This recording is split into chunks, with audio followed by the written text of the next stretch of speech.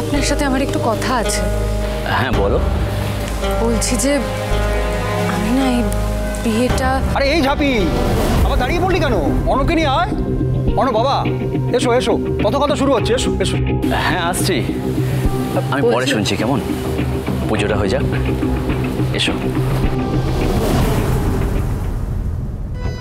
দীপ, বৌমাকে নিয়ে আয়। আসছি কাকু। হ্যাঁ চলো।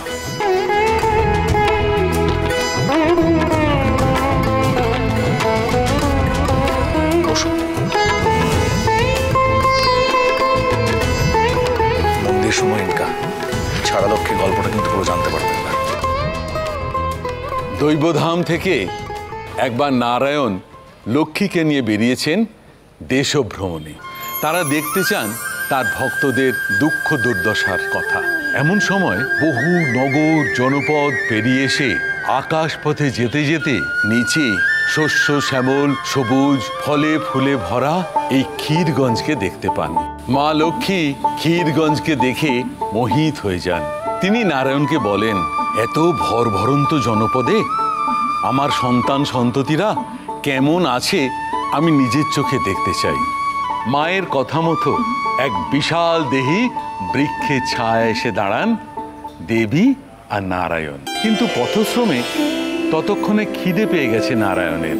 মাকে নিজের হাতে রাঁধতে বলে গ্রাম পরিদর্শনে বেরোন নারায়ণ। আর মা লক্ষ্মী এই শস্য শ্যামল সবুজ প্রান্তর দেখে মা মোহিত হয়ে যান, ভুলে যান রান্না বান্নার কথা।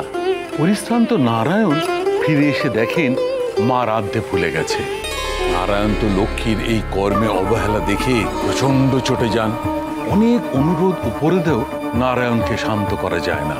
আর শাস্তিস্বরূপ মাকে সেই গাছতলায় ছেড়ে তিনি চলে যান দৈবধামে।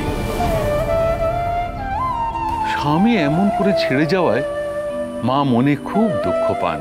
দু চোখ ফেটে জল পড়ে তাঁর। মায়ের সেই চোখের জল মাটিতে পড়তেই শুরু হয় অনর্থ। গোটা পৃথিবীর সমস্ত জলাধার ফুলে ফেঁপে ওঠে। শুরু হয় মহাপ্রলয়। বন্যায় ডুবে যেতে থাকে সমস্ত জনপদ। মায়ের বাহন বোঝে এই প্রলয় থামাতে গেলে মায়ের চোখের জল মোছাতে হবে। সে ছুটে যায় নারায়ণের কাছে এই খবর দিতে। সংবাদ পাওয়া মাত্র মহাপ্রলয় থামাতে নারায়ণ ছুটে আসেন দেবীর কাছে। নারায়ণ বোঝেন দেবীর চোখের জল সহজে মোছানো যাবে না।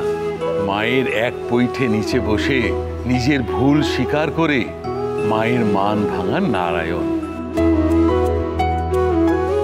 নিজের হাতে তার চোখের জল মুছিয়ে মহাপ্রলয় থামান। আবার এক হয়ে যান লক্ষ্মী নারায়ণ।